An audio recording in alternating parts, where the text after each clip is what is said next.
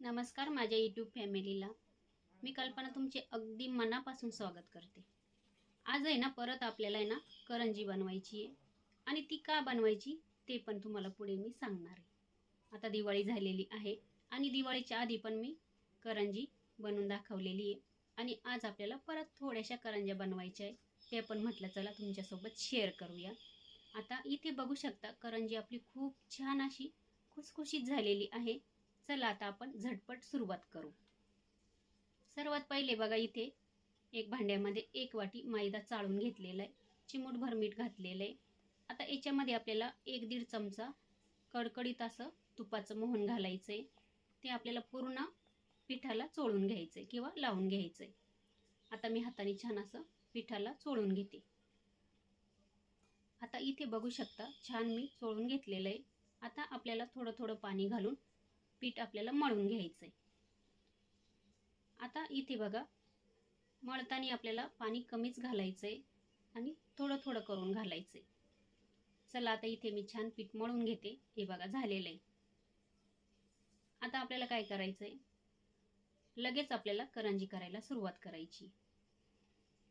आता मी काही जास्त वेळ ठेवत नाही पीठ झाकून वगैरे किंवा मुरण्यासाठी, कारण का मला करंजी लगेच बनवायची आहे आणि लगेच मला ती मुलीसाठी द्यायची.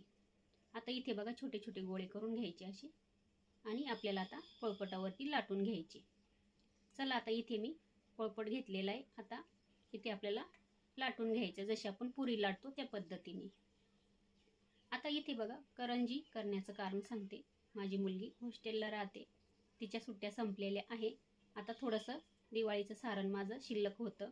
चला म्हटलं आता तिला थोड्याशा करंज्या आपण करून देऊया, कारण का तिकडे तिच्यासोबत भरपूर अशा तिच्या मैत्रिणी पण आहे, त्या पण खातील आणि ती पण खाईल. थोड्याशा करून देते म्हटलं.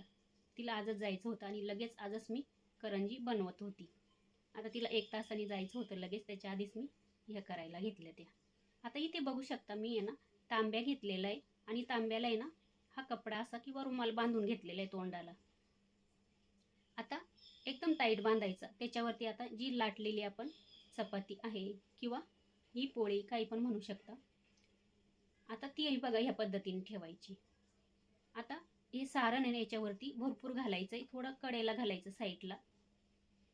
हे बघा आणि जास्त घालायचं. आता हे सारण कसं बनवायचं याची पण मी रेसिपी टाकलेली आहे, तुम्ही बघितली नसेल तर जाऊन बघू शकता.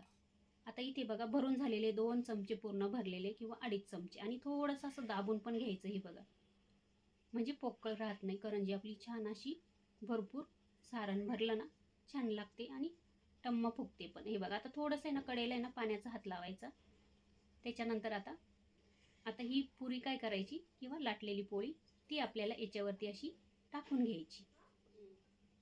आता टाकल्यानंतर आहे ना आपल्याला ना जिथे बघा तांब्याचा जो कडेचा भाग असतो ना तिथे आपल्याला फक्त दाबून घ्यायचं. हे बघा दाबून घेतलेले खालचा भाग आपल्याला हा असा काढून घ्यायचा आहे कणकेचा. चला तयार झालेली सर्व ह्याच पद्धतीने मी करंजी बनवून घेते. करून बघा तुम्ही पण तांब्या वापरून आणि झटपट होते. चला आता मी सर्व करंज्या करून घेतलेल्या इथे. आता कढईमध्ये तेल पण गरम करायला ठेवलेले. तेल आपल्याला जास्त कडकडीत गरम नाही करायचं, थोडंसं मीडियमच गरम करायचं आहे, म्हणजे करंजी आपली छान अशी तयार होते किंवा कलर छान येतो.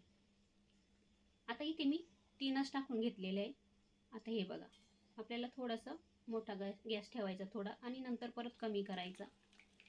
आता इथे बघू शकता एक साईड झालेली आहे. आता दुसरी साईड पण आपण छान अशी भाजून घेऊ किंवा तळून घेऊ.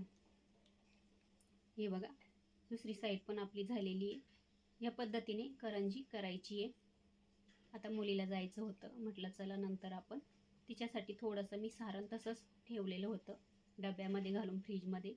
आता ती हॉस्टेलला जाणार आहे, त्याच्यासाठी तिला म्हटलं देऊ करून आणि तिच्यासोबत ज्या मैत्रिणी राहतात त्या पण खातील.